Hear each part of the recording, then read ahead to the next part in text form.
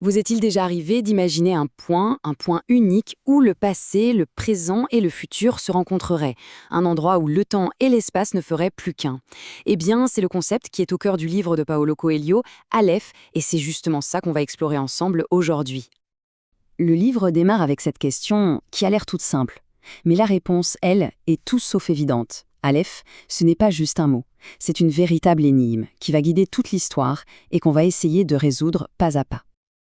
Alors, Coelho nous donne une première piste, une définition qui est à la fois très poétique et très profonde. L'Aleph, ce serait donc ce point de convergence où tout se rejoint. C'est le début d'un voyage qui n'est pas seulement géographique, mais surtout un voyage intérieur. Ce qui est intéressant avec Coelho, c'est qu'un voyage spirituel passe toujours par une rencontre. Et bien sûr, ce périple vers l'Aleph ne déroge pas à la règle. Une personne en particulier va devenir le catalyseur de toute l'aventure. Et cette muse, elle s'appelle Hilal. Son apparition dans la vie de l'auteur n'a rien d'un hasard, on s'en doute. Elle vient ajouter une couche de mystère à une quête qui était déjà plutôt énigmatique. Jeune, solitaire et mystérieuse, voilà. En seulement 3 mots, Coelho nous dresse le portrait d'un personnage qui fascine autant qu'il pose question. Chaque adjectif est comme un indice, on sent tout de suite qu'elle n'est pas là pour rien. Et là, le mystère s'épaissit. Hilal ne donne aucune raison, elle impose sa présence, tout simplement. Mais pourquoi ce voyage en particulier? Quel est son but? Cette question devient vraiment le moteur du récit. Avec l'arrivée de Hilal, la recherche de l'Aleph prend un tout autre tournant. Pour comprendre ce concept, il ne va pas falloir seulement regarder vers le spirituel, mais aussi vers quelque chose de beaucoup plus, de beaucoup plus rationnel. On a d'abord la vision spirituelle, celle de l'artiste. Pour Coelho, l'Aleph, c'est une expérience transcendante. C'est ce moment de clarté absolue où les lois de la physique semblent s'effacer pour laisser place à une connexion plus profonde. Mais bien sûr, Coelho ne s'arrête pas là. Il nous lance un défi. Est-ce que cette idée de l'Aleph est purement poétique, ou est-ce qu'elle cache une autre réalité, quelque chose de plus concret et peut-être même de plus surprenant? Et voilà la révélation. L'Aleph a en fait 2 visages.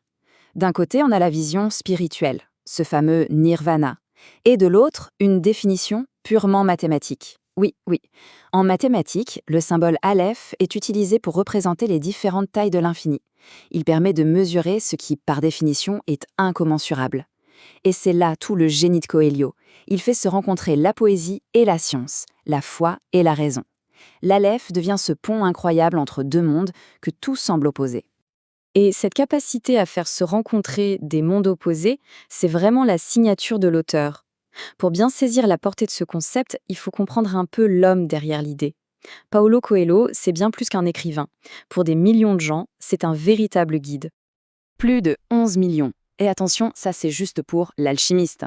Ce chiffre donne une petite idée de son impact planétaire. Ces histoires, elles touchent à l'universel, peu importe d'où on vient. Bien sûr, l'alchimiste est le plus connu, mais la liste est longue.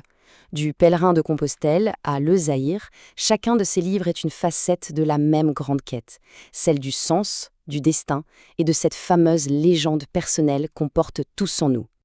C'est sans doute ça le talent unique de Coelho. Il a cette façon de prendre des situations de la vie de tous les jours, des voyages, des rencontres, et d'y injecter une dose de magie. Et à l'inverse, il rend des concepts mystiques comme l'Aleph presque palpables, presque réels. Finalement, Aleph n'est pas vraiment un livre qui donne des réponses toutes faites, c'est un livre qui pose des questions. Sa complexité nous pousse non pas à tout comprendre, mais plutôt à réfléchir, à nous interroger sur notre propre relation au temps, à l'espace et à nous-mêmes. Et on termine là-dessus. Une fois le livre refermé, la question reste en suspens. Ce point où tout converge, ce moment de clarté totale où le passé et le futur se rejoignent dans l'instant présent. Est-ce que ça existe vraiment en dehors des livres? S'est-on déjà approché, ne serait-ce qu'un instant, de son propre Aleph?